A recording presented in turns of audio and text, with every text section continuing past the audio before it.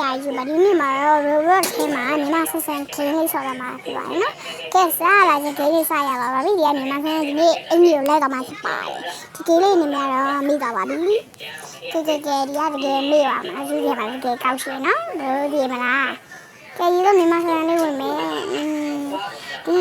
ကားလေးကိုနည်းနည်းလေး2 rice နဲ့မြင်ဟာလေးပါ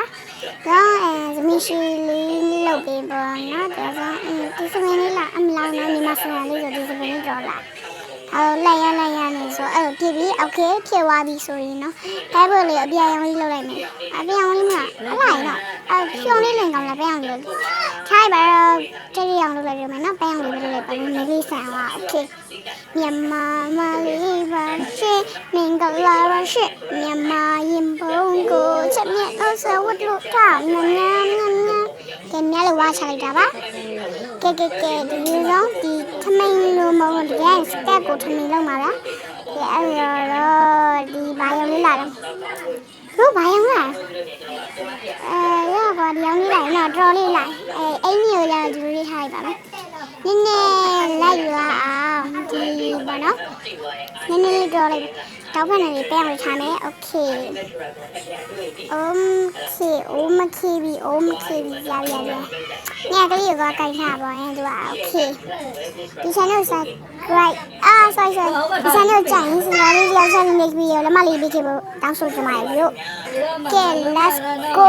စပင်းလေးကတော့တော်လာနေဒီစပင်းလေးပဲထားလိုက်ပါမယ်လေးတော့ပါရှောက်ပြကဲအားလုံးလည်း okay ပြီဆိုဒီဘေးရဟာလေးတန်းလေးထားရပါ